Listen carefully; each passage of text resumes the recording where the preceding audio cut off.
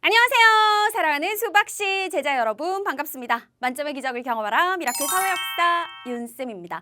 자, 지난 시간에 6-1단원 야심차게 공부를 시작을 했습니다. 자, 우리가 공부를 시작해서 주제 1, 근대 국민국가의 수립 노력이라고 하는 주제 공부를 시작하면서 1860년대 흥선대원군의 등장부터 해서 1894년에 일어난 동학농민운동까지 공부를 했어요. 자, 그런데 오늘 공부할 내용도 주제 1에서 이어지는 내용입니다. 1894년에 동학농민운동이 일어났다고 했는데 그 같은 해 동학농민운동이 아직 끝나지 않은 상태에서 조선에서는 또 하나 중요하면서 큰 일이 일어났어요. 그것이 바로 갑오개혁이라고 하는 이 조선 최초의 근대적 개혁인데요. 갑오개혁은 도대체 무엇이고 어떻게 전개되었는지, 그리고 그 이후의 조선의 역사는 어떻게 흘러갔는지 오늘도 지난 시간에 이어서 쭉 스토리가 연결됩니다. 자, 지난 시간 내용부터 복습을 잘 하시면서 오늘 내용까지 한꺼번에 정리를 하셔야 돼요. 자, 중요한 포인트들은 1단계 오늘의 퀘스트에서 확인을 하셨죠? 저는 본격적인 조선의 혼란스러운 역사 속으로 2단계 플레이 스타트 출발해 보도록 할게요. 자, 주제는 동일합니다. 근데 국민국가의 수립 노력이라고 하는 주제였고요.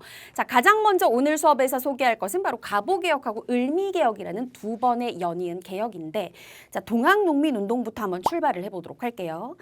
굉장히 농민들이 살기가 힘들었고 나쁜 관리들의 횡포가 있었고, 그래서 전라북도 고부에서 시작된 농민분기가 이후 동학이라는 종교 세력과 같이 힘을 합쳐서 더 적극적으로 전개된 게 동학농민운동이다 그랬습니다. 근데 동학농민운동이 쭉 전개되고 있던 와중에 당시 조선 정부는 나름대로 개혁의 필요성을 느꼈어요. 그러니까 무슨 말이냐면은, 그러니까 농민들이 이렇게 엄청난 규모로 농민운동 같은 걸 일으켰을 때는 문제가 있구나라는 걸 정부도 느낄 수밖에 없었겠지. 게다가 그런 생각을 할 수밖에 없었던 또 하나의 이유가 뭐냐면, 그 동학농민군을 진압하지 못해서 우리가 청나라한테 지원군을 좀 보내달라고 요청했을 때 청나라 군대가 들어오면서 일본 군대가 자기들도 가겠다고 따라 들어왔고, 청나라하고 일본이 우리나라 안에서 티격태격하더니 무슨 일이 일어납니까?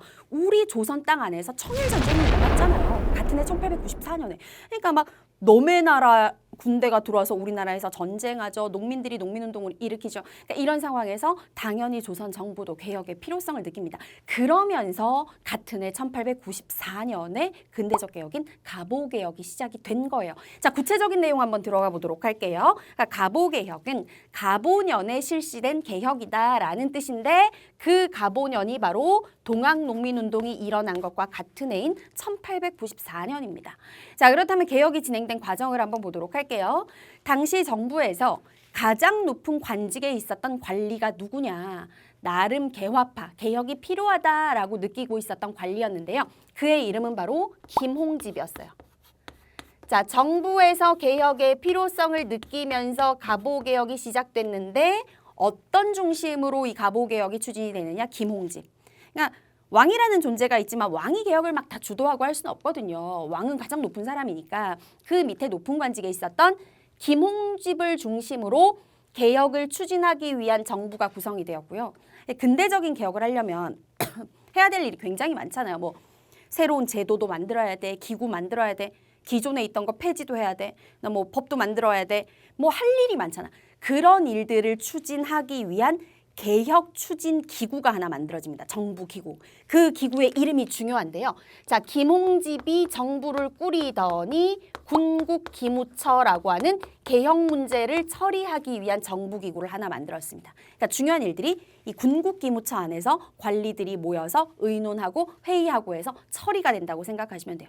그래서 군국기무처가 만들어졌고 개혁을 막 추진을 하는데, 그런데 중간에 문제가 하나 생겨요. 무슨 문제가 생기냐면, 사실 처음에 우리가 갑오개혁을 시작할 때만 해도 일본이 그다지 간섭을 안 했어. 우리의 개혁에 대해서. 근데 시간이 조금 지났잖아요. 청일전쟁에서 일본의 승리가 거의 확실해져 버린 거야. 그러니까 청나라는 더 이상 조선의 문제에 간섭할 수 없어. 일본에게 졌으니까. 일본이 거의 승리가 확실해졌습니다. 그때부터 일본이 조선에서 자신들의 영향력을 확대하기 위해서 우리가 하고 있는 갑오개혁에도 막 감나라 대추나라 간섭과 압박을 하기 시작하는 거야. 근데 일본이 자기들의 뜻대로 우리의 개혁을 휘두르려고 하다 보니 군국기무처라고 하는 기구가 있네. 여기서 중요한 일이 다 처리돼. 일본의 입장에서 봤을 때는 군국기무처가 눈에 가시야. 되게 거추장스러운 기구인 거야. 결국은 일본의 압박으로 인해서요. 갑오개혁의 후반부는 어떻게 되느냐? 군국기무처 폐지시키라 그래서 폐지됩니다. 그리고 일본은요. 조선 사람 중에서 자신들 일본과 좀 가까운 인물.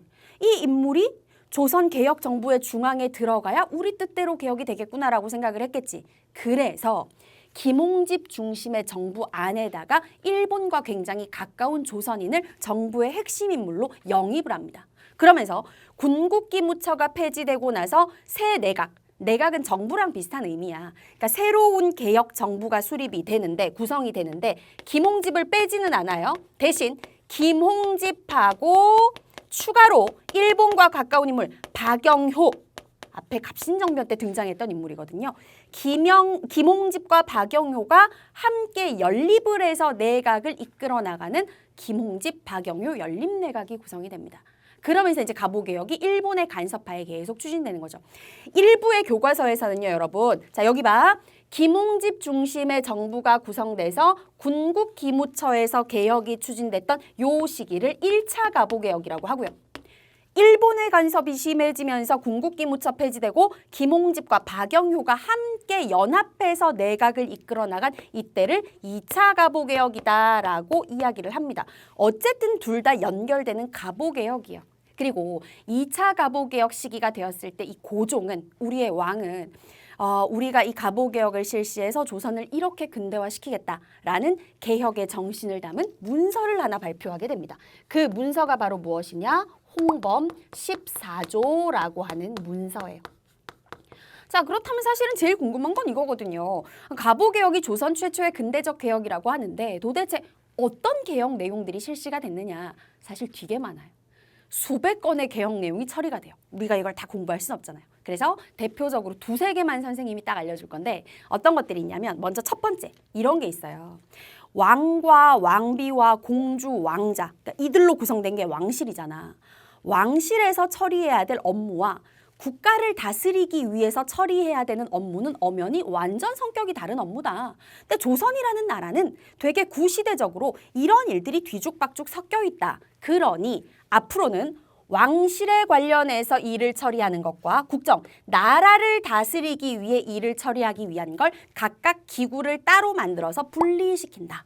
왕실에 관련된 일을 처리하는 기구는 국내부, 여기서 처리를 하고 나라를 다스리는 것과 관련된 업무는 의정부, 여기서 처리를 한다. 요런 게 이제 갑오개혁 때 하나가 개혁이 되었고요. 가장 중요한 건 아직 설명 안 했습니다. 갑오개혁 때 드디어 우리나라 역사에서 무엇이 없어지느냐? 신분제가 없어져요. 1894년 갑오개혁 때. 이제 더 이상 법적으로 신분은 없는 거야. 법적으로는 모두가 평등한 사회가 된 거죠. 신분제도가 없어졌으니까. 그 다음에 또 뭐가 없어지느냐? 고려시대부터 쭉 이어졌던 유교 경전으로 시험 봐서 관리 뽑는 과거제도가 폐지됩니다. 이제 근대적인 시험의 형태를 통해서 관리를 뽑게 된 거죠. 자, 신분제와 과거제 폐지가 갑오개혁 때라는 거 여러분들 꼭 알아두셔야 되고요. 1894년 갑오개혁, 그러면 이 개혁은 1894년에서 끝나는 것인가? 옆으로 가서 그 대답을 해드리도록 하겠습니다.